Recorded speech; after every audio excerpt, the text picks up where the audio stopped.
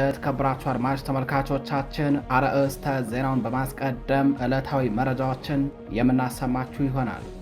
በሸዋ ጠቅላይ ግዛት በሜጢ ወንዝ አካባቢ ፋኖ በወሰደው እርምጃም በርካታ የአገዛዙ ወታደሮችን ደምስሶ አንጸባራቂ ድል መቀዳጀቱ ታወቀም። ውጊያው ኮማንዶ ለኮማንዶ ነበር የተባለ ሲሆን የፋኖ ኮማንዶዎች በፈጸሙት ከንፋስ የፈጠነም መብረቃዊ ጥቃት 2 ተሽከርካሪ ሙሉ ያገዛዙ ወታደሮች ሲያልቁ ተሽከርካሪዎቹ ሙሉ በሙሉ መውደማቸው ተሰምቷል። መረጃውን ታደምጡታላችሁ። በተያያዘ ዜና በሚጢ ወንዝ አካባቢ ፋኖ የወሰደውን እርምጃ ተከትለው በአገዛዙ ካምፕ ውስጥ በተፈጠረ ከፍተኛ ድንጋጤና አለመተማመን የተነሳ መከላከያ ሰራዊቱና የአድማ ብተና ኃይሉ እርስ በርስ እስከ መጨፋጨፍ የደረሰ ፖለቲካዊና ወታደራዊ ክስረት ውስጥ መዘፈቃቸው ተጋልጧል። በይፋትና ጥሙጋ አውራጃ አርመኒያ ዙሪያ በጥላት ካምፕ ውስጥ በተካሄደ የእርስ በርስ ተኩስ በርካቶች ሞትና ቁስለኛ መሆናቸው ተሰምቷል። በተመሳሳይ የፋኖ ግስጋሴና ፈጣን ማጥቃት ያስፈራቸው እንዲሁም አገዛዙ የሚፈጽመው ግፍን የተቃወሙ ወታደሮች የጥፋት ቡድኑን በመክዳት ከነሙሉ ትጥቃቸው ወደ ህልውና ትግሉ መቀላቀላቸውን ቀጥለዋል። መረጃዎቹን በዝርዝር ይዘናቸዋል። በሌላኛው መረጃችን በወሎ ቤት አማራ በሁለት ግንባሮች በተደረገ ውጊያም አገዛዙ ዳግም ማንሰራራት በማይችልበት ደረጃ ተሽመድምዶ ማለቁ ተነግሯል። የፋኖ ክንድ የአገዛዙን የመጨረሻ እስትንፋስ እያጨለመው ይገኛልም ተብሏል። ባለፉት ቀናት በመካነ ሰላምና በተንታ ዙሪያ የምኒልክ ዕዝ አርበኞች በሳንጃና በእጅ ቦምብ ጭምር በመታገዝ የጠላትን አከርካሪ መስበራቸው ፋኖ ከማንኛውም ዘመናዊ መሳሪያ በላይ በልበ ሙሉነትና በህዝባዊ ወገንተኝነት የታነጸ መሆኑን ዳግም ያስመሰከረበት ነው ተብሏል። ታደምጦታላችሁ።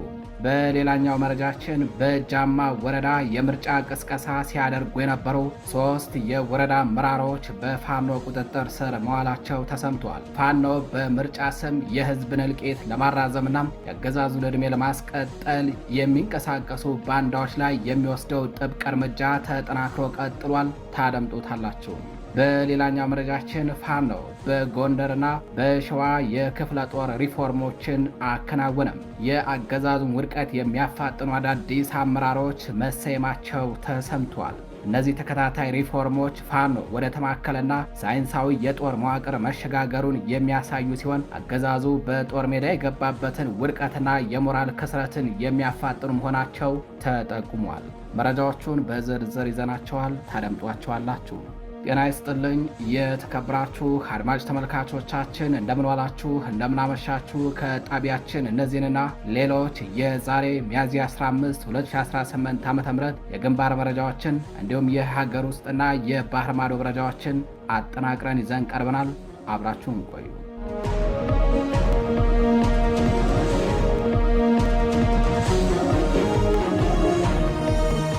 ወደ ቀዳሚው መረጃችን እናልፋለን። በሸዋ ጠቅላይ ግዛት በሜጢ ወንዝ አካባቢ በጥላት ኮማንዶ ኃይሎችና በፋኖ የኮማንዶ አባላት መካከል ከባድ ውጊያ መደረጉ ተሰምቷል። የፋኖ ኮማንዶዎች በፈጸሙት ከንፋስ የፈጠነ መብረቃዊ እርምጃም 2 ተሽከርካሪ ሙሉ ያገዛዙ ወታደሮች ከነተሽከርካሪያቸው ዶግ አመድ መደረጋቸው ተሰምቷል። በሸዋ ጠቅላይ ግዛት አሳምነው ዕዝ ስር የሚገኘው የከሰም ኮር ቡልጋ ክፍለ ጦር በሜጢ ወንዝ አካባቢ በወሰደው እርምጃ ያገዛዙ ወታደሮችን አይቀጡ ቅጣት በመቅጣት አንጸባራቂ ድል ተቀዳጅቷል። በሌላ በኩል በአገዛዙ ካምፕ ውስጥ የተፈጠረው ከፍተኛ ድንጋጤና አለመተማመን የተነሳም መከላከያ ሰራዊቱና የአድማ ብተና ኃይሉ እርስ በርስ እስከ መጨፋጨፍ የደረሰ የፖለቲካና ወታደራዊ ክስረት ውስጥ መዘፈቁ ተነግሯል። የአገዛዝ ወንበር አስጠባቂና ሆዳደር ሰራዊቱ ከምንጃር ሬሽን ለመቀበል እየተንቀሳቀሰ ባለበት ነው መረጃ የደረሳቸው የቡልጋ ክፍለ ጦር የፋኖ ኮማንዶ ተወርዋሪ ሬጅመንቶች ሊመከት የማይችል ከባድ መብረቃዊ ጥቃት በሚጢ ወንዝ አቅራቢያ እየፈጸሙትም። በሚጢ ወንዝ ዙሪያ በተካሄደውና ለሰዓታት በዘለቀው በዚያ አውደ ውጊያ ፋኖ ቀድሞ ቦታውን በመያዝ በ2 ተሽከርካሪዎች ላይ ተጭኖ የነበረውን የጠላት ኃይል ሙሉ በሙሉ በሚባል ደረጃ በአፈሙዝ አራግፎ ጥሎታል። የአገዛዙ ኃይል 2 ወታደራዊ ተሽከርካሪዎች ወዲያውኑ ሲወድሙ፣ ቀሪው ሰራዊት ከፋኖ ብርቱ ክንድ ለማምለጥ ሙትና ቁስለኛውን እያዝረከረከ ወደ መጣበት በውርደት ተመልሷል። የአብይ አህመድ ቡድን በጦር ሜዳ ብቻ ሳይሆን በውስጣዊ አንድነት መፈራረሱን የሚያሳዩ መረጃዎች እየወጡ ይገኛሉ።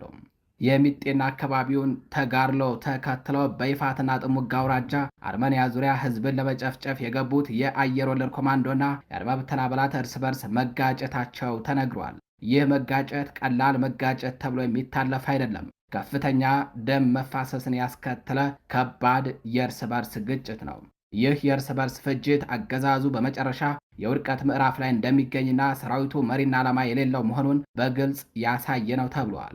በተያያዘ ዜናም የአገዛዙን የዘረፋና የጭካኔ ተግባር የተጠየፉ ወታደሮች የፋኖን ትግል መቀላቀላቸውን ቀጥለዋል። አንድ የሚሊሻ አባል፣ አንድ የአየር ወለድ ኮማንዶ አባልና ከአንኮበር የመጣች አንዲት የአድማ ብተና አባል ከነሙሉ ትጥቃቸው ወደ አሳምነው እዝ መቀላቀላቸውን የተነገረው።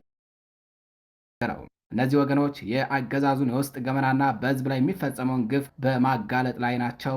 በአሁን ሰዓት ይህ በሸዋ ምድር እየታየ ያለው ተከታታይ ድል የፋኖን ወታደራዊ የበላይነትና የአገዛዙን ዳግም መነሳት የማይችልበት የፖለቲካዊና ወታደራዊ መፈራረስ የሚያረጋግጥ